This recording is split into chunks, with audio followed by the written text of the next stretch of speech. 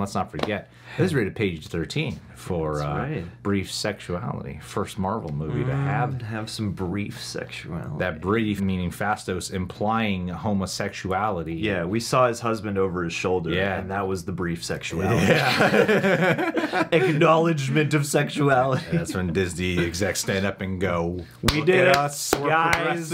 I'm sure they're really happy to be having us go to the premiere. What is up there, Reject Nation? Thank you so much for clicking on this video. If you end up enjoying it, leave a like. Yeah. So we're gonna watch some TV spots here released from Marvel Entertainment for Eternals. We are gonna go watch Eternals this coming Monday, and hopefully, if I think it's a masterpiece, we can get quoted on one of their TV spots. That's the key. I get that pull quote. Pull quote, baby. We got Protect, Team, Change, and Return. I threw them all in a final cut. We're just gonna play it all at once.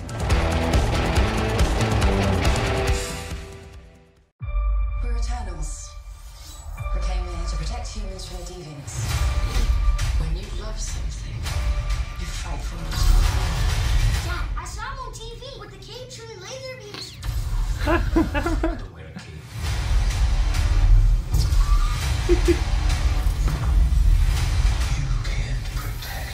Any of them. Let's finish this. Damn. Pretty cool one. Yeah.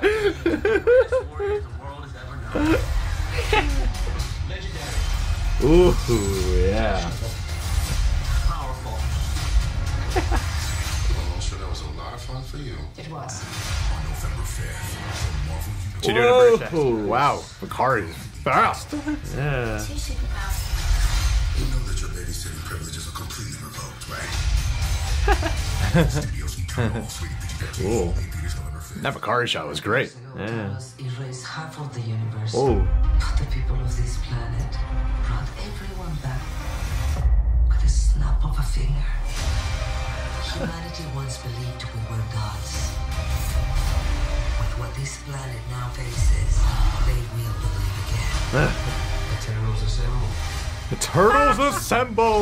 We fight. Studios Eternals, rated PG-13, only theaters November 5th. We're Eternals. Last one, here we go. 7,000 years. We protected humans from deviants. Why didn't you guys help fight Thanos? Or any war, all the other terrible things throughout history? Great question. Instructed not to interfere. Until now. Ain't nobody interfering. The MCU.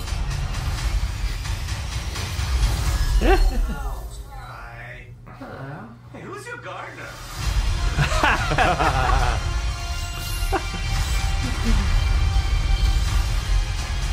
This planet and these people have changed all of us.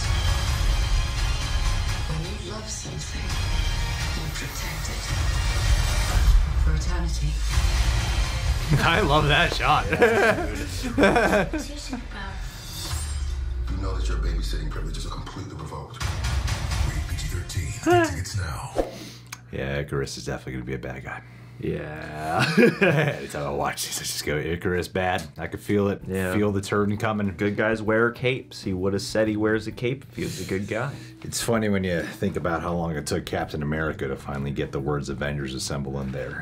Just one movie.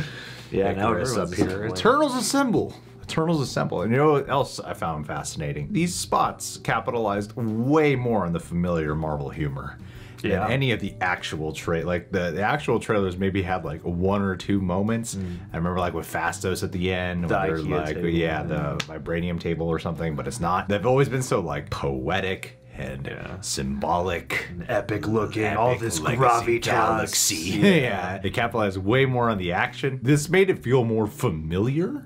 Yes. You know what I mean? Yeah. As I thought they were gonna like kind of really just commit to the heft the seriousness of it all. Getting more of the comedic interludes here or there. It feels appropriate considering that they are a family, technically. Family will banter and bicker with each other, react to their idiosyncrasies. Like, oh, look at them, how weird they're, you know? Dysfunction, relatable. Getting each other's asses about things. So yeah, it seems fun. Is Angelina Jolie doing her British accent again? It seems as though that damn British accent she does. Hey man, when I was a youngin', it took me a while to realize she wasn't British. So. Wow, she had you fooled. She had me fooled in Lara Croft's Tomb Raider.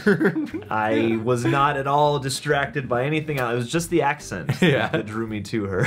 I mean, she definitely got what seems like more dialogue and yeah, even a couple of those Marvel humor moments. Like it made her in a way to me feel a bit more like a character, or like I could get a better sense of who this character might be in action, whereas like the main trailers do make her mostly feel like a stoic, eternal being, which is fitting, but at the same time, you know, spending time with them and knowing their history, they're going to be more personable than that. And in their TV spots, so what can you do? It's like you're gonna give the most punchy images that you can, and yeah, this is mostly the action, and the main thing I hope for is that they do spend as much time on the philosophy and on the, you know, moral conundrums that are at play here. The action does look really cool. I love the designs of their powers and whatnot, but you know, in these trailers, it kind of just makes them look like a team with powers, like we're used to seeing. You got some people with energy blasts and some people with weapons, and they can all kind of, you know, run and jump fast and far. These don't feel quite as unique other than just the visual palette and the settings and stuff. I mean, it does look beautiful. I'm not gonna lie, it looks beautiful. I'm still excited. And they gave like Ajax the lines about Thanos. There, I think, is kind of capitalizing more on what you were talking about with kind of the dilemma they've imposed. Like, do we listen to our Celestials? Yeah. Or do we get involved and help with the fight against humanity? Because that seems to be the reoccurring theme of debate of should or shouldn't we get involved in the fight now. It sounds like Ajax is all for it, so I'm kind of wondering if Icarus will be for it or not, because I imagine this is a long movie. The fight scenes they keep showing us, like with the Deviants, all seem to be pulling from the same fights, with their landscapes not really being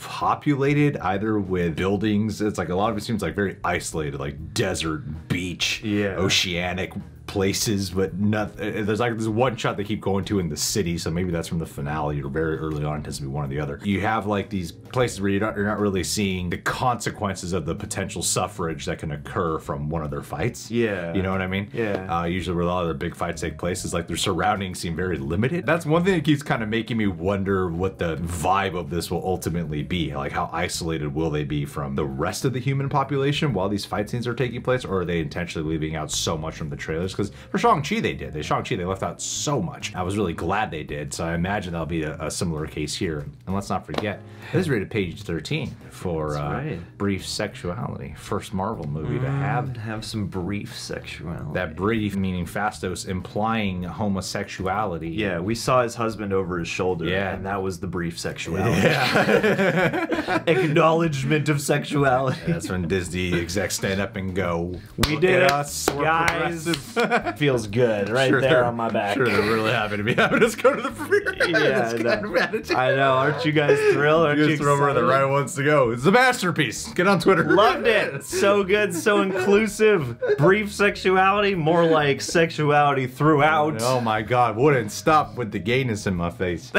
I would be thrilled to see that Marvel movie, honestly. I'm excited though. I mean, I've heard nothing but amazing things about this. In terms of the upcoming movies for all the like 2021 before Black Widow, the one that Feige seems to edify the most has been Eternals. So I feel like it's gonna be something pretty special. Yeah, and that gives me hope for the limited range of footage we've seen, is they gotta be just hiding all of the crazier stuff for the actual experience, which I am cool with. I'm not. Guys, leave your thoughts down below. Subscribe, click that bell, hit that like button. Let's do a pick.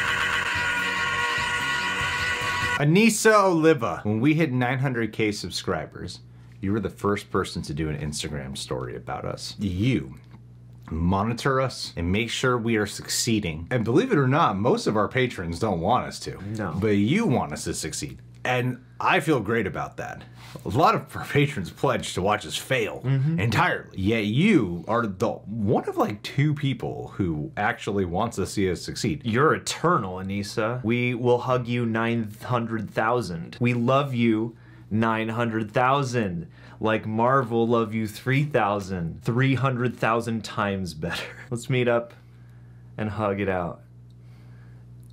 I can just, yeah, I can just feel how much you linger love. at parties.